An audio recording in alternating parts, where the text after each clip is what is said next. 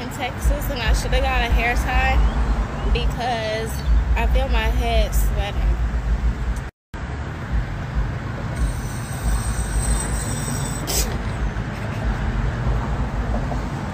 What did you listen to?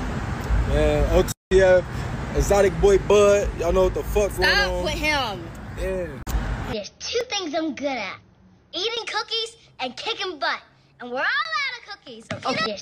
Baby, they said our little chocolate brown pudding pop Skai Jackson out there fighting her little pink lemonade boyfriend in the streets, child. Now, the police said she pushed him twice. She ended up going to jail last week. And did y'all know about that? What our little pretty brown round going to jail for, child? The boyfriend said they was not fighting. They just got into a little argument or whatever because she is expecting a child. And did you know our sweet little baby expecting a baby? What is going on with these Disney stars, child? Now, she was arrested. She has been released. She was cited for domestic battery. Now, child, you know we don't need to be doing that, especially you got a little baby in your belly now. Now, I think everything is going back well with her and her little boyfriend, child. But what y'all think about this? What be going on with these Disney stars? Do you all think our little girl, you know, she need to sit down, she need to get some counseling or something? Did you all know she was pregnant? I'm just flabbergasted over here, child. I was not expecting this news this morning, but like I said, she was arrested last week and released. And everything is back nice and creamy at home with her little pink boyfriend. So Skai Jackson is being talked about recently for her choices and a recent incident run-in with the police.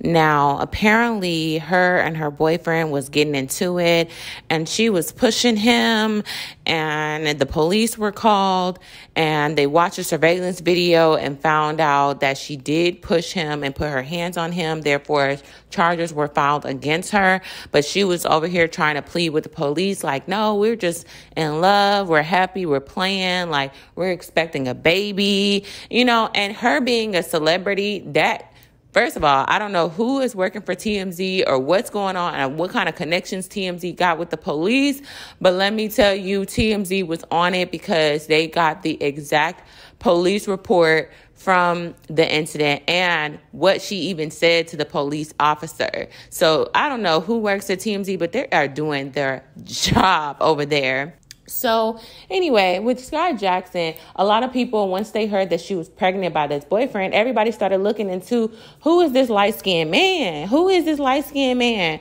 And where did he come from? Now, I saw her with him before, and I'm like, oh, okay, she's going through a phase, you know. And a lot of people are like, there's a lot of things I want to talk about and address with Skai Jackson. But before we get into those things, my name is BTaylor.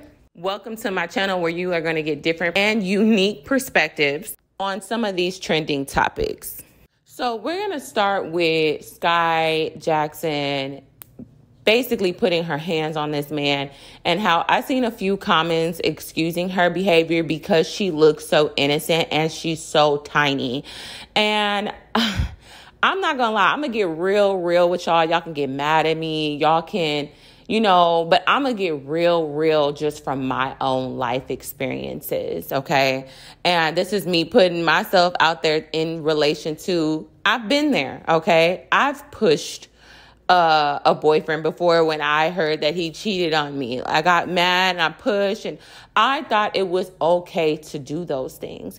And I think back on, where did I learn that from? Why did I think this was okay? Why did I feel like it is okay for a woman, if she's small and she didn't harm him, then he shouldn't get mad enough to put his hands on her. But as I got older and more mature, I'm looking at things very differently.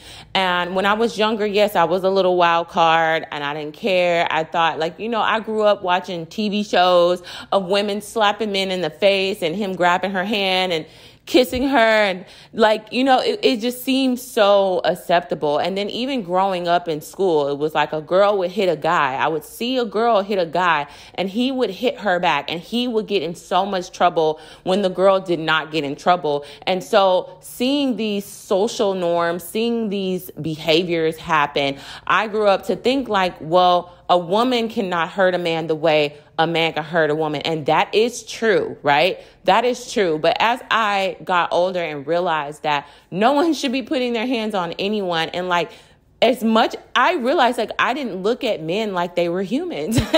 I looked at them like they were strong, macho. They didn't have any feelings. They didn't cry. So men, because they don't cry and because you don't really see them in pain, you think that they can take a lot. You think that you can just do things that agitate them and they just take it on the chin. You see them playing sports and getting knocked out and they're not crying about it. They get back up. Even if their leg is broken, you don't really see tears coming out.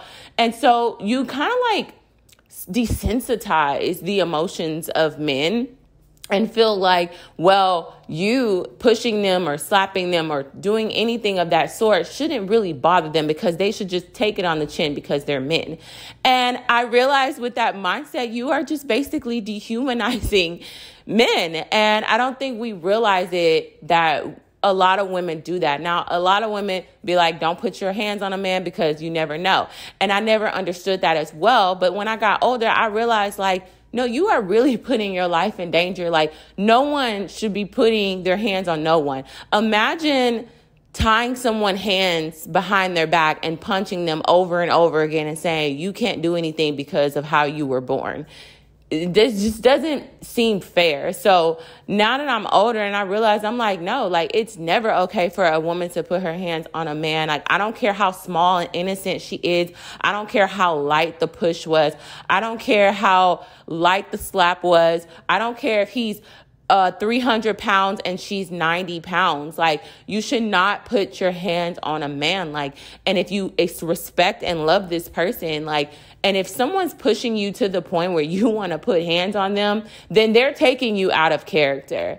And if they're not taking you out of character, then maybe you need to reevaluate of who and what type of person you want to be and how you want to be treated. Because I'm pretty sure you wouldn't want anybody to put their hands on you. So therefore, you shouldn't put your hands on them. So I just want you guys to look at it from this perspective, especially those who are trying to excuse her behavior and putting her hands on this man because she's so tiny and small. Because what if that man would have been provoked enough to hit her back and stop her from hitting him? Like, nobody likes to get hit. Nobody likes to be violated. Nobody likes to be disrespected, especially men. There's only so much that they can take with the disrespect and belittling of their ego before they snap on you. And you just don't want to put yourself in any type of predicament where you endangers yourself, you know. So her being emotional, like, I can get it. If she's pregnant and emotional, maybe she found out something, maybe they were arguing, maybe it was I don't know, you know, maybe it was some drama with another woman. I don't know. But regardless, if someone is pushing you to that point, then you don't never need to mess with them again. You need to reconsider the relationship because it's not going to get better. You putting your hands on them is only going to break the trust of the other person, and it's going to actually push the relationship into further dismay. So that's just a perspective on her putting her hands on him. Now, let's get into this man, because Skai Jackson, we always looked at her like an innocent Disney girl. Like, she's very successful. She seems like her mother raised her to be, you know, modest and sheltered. Her mother was always there. Her mother does not play about her. So I'm not sure about her father being in her life. It doesn't matter. She had a very active mother, and an active mother that played a huge role into her success and where she is today. And so it's really hard for us to see her become, you know, this big Disney star, especially as a brown-skinned young Black woman, only to end up as a quote-unquote baby mama if she is pregnant by this, we don't know, struggle rapper. Like, it's not to say that, you know, he has to be famous like her and make exact amount of money as her, but to see her with, like, the qualities of a man that looks like a Dusty, and it's very triggering for a lot of women because there's surveillance video. There's video of her, you know, and him, and he just doesn't have any social skills. If you know the perfect word of what I'm trying to say, put it in the comment section below. He doesn't carry himself in a respectable manner. He's cursing. He's flicking off the camera. He act like he doesn't know how to corroborate a sentence correctly. Like, I mean, he got his hair all in his face. He's just all over the place. He just reminds me of a guy that I probably once dated in high school. And this kind of triggers a conversation within itself. Like when you're sheltered and you have active parents and you're not really exposed to certain lifestyles and you're really growing up just sheltered and protected. Like I grew up in a very strict religious household. And I remember dating a guy kind of like the guy that Skai Jackson had. He was light skinned with the braids and he was dressed the way he's dressed, talked the way he talked. And I could sit here and judge and be like, ew, but like I was that girl. And so I can only tell you my mindset and where my mind was at and why I made those decisions.